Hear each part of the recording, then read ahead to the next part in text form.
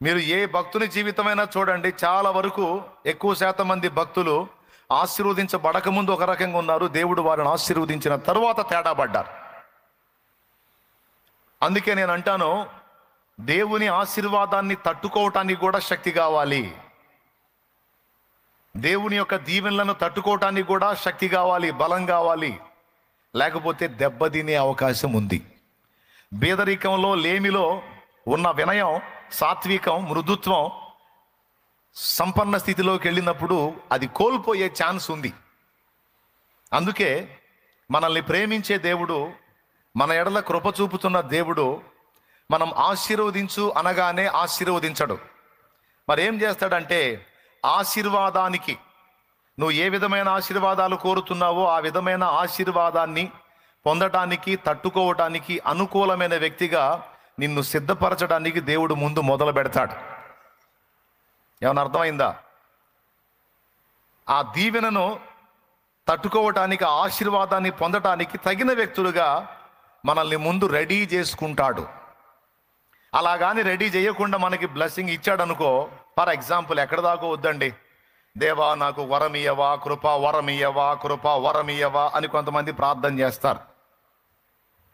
స్వస్థపరచు వరమో, ఆత్మల వివేచనో, ప్రవచన వరమో, భాషలో ఏదో ఒకటి అడుగుతూ ఉంటారు.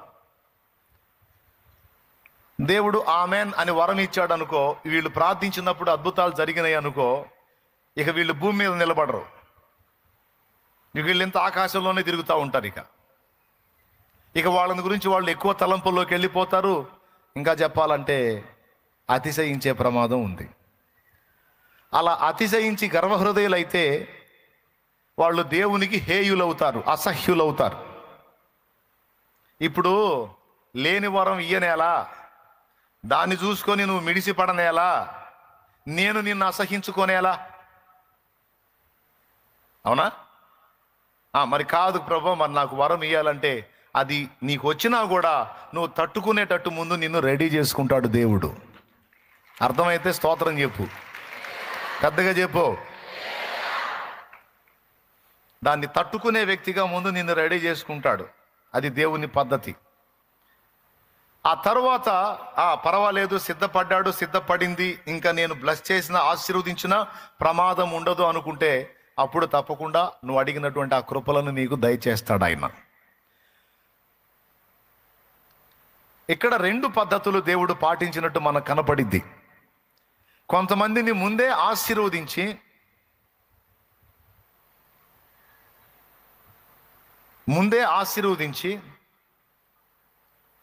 తర్వాత ఆయన అనుకున్న పని చేస్తాడు.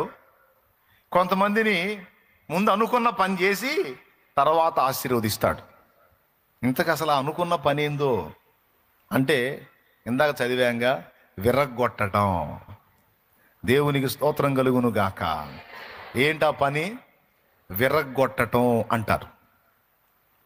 ఇంత కష్టపడి చెప్పింది ఈ పాయింట్గా అనుకోవాకండి, అది చాలా ముఖ్యమైన పాయింట్. విరగ్గొట్టడం. మనల్ని నానా విధాలుగా దేవుడు, ఆశ్చర్యం ఏంటంటే, ఆశీర్వదించు ప్రభా, దీవించు ప్రభా అని మనం ప్రార్థన చేస్తుంటే అగచాట్లు ఎక్కువ అవుతుంటాయి, బాధలు ఎక్కువ అవుతుంటాయి, సమస్యలు ఎక్కువ అవుతుంటాయి, ఎదురు దెబ్బలు ఎక్కువ అవుతుంటాయి. ఏందో అర్థం కాదు. మనం ప్రార్థన ఏమన్నా రాంగ్ చేస్తున్నామా? లేదు. ఎవరైనా ప్రార్థన చేసేటప్పుడు బ్లెస్ చేయమని కోరుకుంటారు, ఆశీర్వదించమని కోరుకుంటారు. కానీ అలా కోరితే ఎలా అవుతుంది? ఏంది? ఎందుకు అలా అవుతుంది అంటే, దేవుడి సిద్ధపరచుటలో భాగం అది. నీవు ఆశీర్వదించమని అడిగినప్పుడల్లా నీ ప్రార్థన అక్కడ వినబడింది. దేవుడు తన పనికి తాను పూనుకున్నాడు. మరి ఆ ఆశీర్వాదాన్ని నీవు స్వతంత్రించుకున్నట్లు, దాన్ని తట్టుకొని నిలుచున్నట్లు ఆయన నిన్ను సిద్ధపరచడం మొదలు పెడతాడు. ఆ సిద్ధపరిచే ప్రక్రియ పేరే విరగగొట్టుట అనేది. 5 రొట్టెలు 2 చేపలు విరవబడక ముందు అవి అంతవరకే ఉన్నాయి. అది ఒకని ఆహారం మాత్రమే. అది కూడా ఒక చిన్నవాడు తీసుకొచ్చి ఇచ్చాడని రాస్తుంది గ్రంథంలో. అంటే 5 రొట్టెలు 2 చేపలు ఒక చిన్నవాడు తినగల ఆహారం, ఒక బాలుడు తినగల ఆహారం. అది ఒక్కనిదా 1000 మందిదా? నోరు తెలిసి అందరూ చెప్పండి. ఒక్కరిదే. కానీ ఎప్పుడైతే ఆయన ఆశీర్వదించి విరిచాడో అది వేలాది మంది ఆహారంగా మార్చబడింది.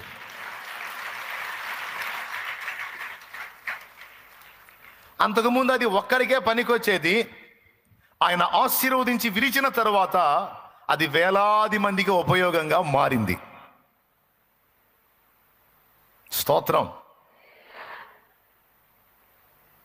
అందుకే భక్తుడు పాడాడు ఒక పాట, విరిగిన మనసు నలిగిన హృదయం. పాట ఎత్తుకోగానే విరిగే అని పాటలోకి వెళ్ళొద్దు. పాటలోని పదాలు ఏందో విను, పదాలు ఏం చెప్తున్నాడో విను. ఆ పదాల్లోకి నువ్వు ఎంట్రవు. అవి నీ పదాలుగా దేవునితో మాట్లాడుకో. ఇప్పుడు పాడతా అంటే నువ్వు కూడా పాడొచ్చు, ఇబ్బంది ఏం లేదు. కానీ కొంతమంది పాట మీద మైండ్ పెట్టి పదాలు వదిలిపెడతారు.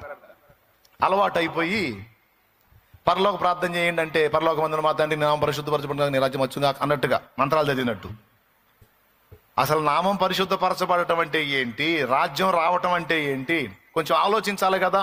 చిత్తం నెరవేరటం అంటే ఏంటి? ఏం కాదు, పరలోక ప్రార్థన చేయండి అంటే చాలు. పరలోకమందున్న మా తండ్రి నీ నామం పరిశుద్ధపరచబడును గాక, నీ రాజ్యం మాకు వచ్చును గాక, నీ చిత్తం పరలోకమందు నెరవేర్చినట్లు భూమి అందు నెరవేరును గాక, మాకు కావాల్సిన అందిన ఆహారం నేను మాకు దయచేయి, మా పట్ల అపరాధం చేసిన మేము క్షమించిన ప్రకారం మేము అపరాధంలో క్షమించు, మమ్మల్ని శోధనలో తెగ దుష్టు నుంచి కీడు నుంచి తప్పించి అందుచేత రాజ్యం బలం మహిమ శక్తి సర్వ నిరంతరం నీవన్నావు తండ్రి. ఆమె బాగా చెప్పి చెప్పి చెప్పి చెప్పి అలవాటు అయిపోయి అందులో ఉన్నటువంటి విషయాలను ఆలోచించడం మానేసి మంత్రాలు చదివినట్టు చదువుకుంటా పోతుంటారు. అట్లా కరెక్ట్ కాదు. పాట అయినా ప్రార్థన అయినా కొద్దిగా ఆలోచించాలి, ఏంది ఈడి శోభ అని. ఎవరి శోభ?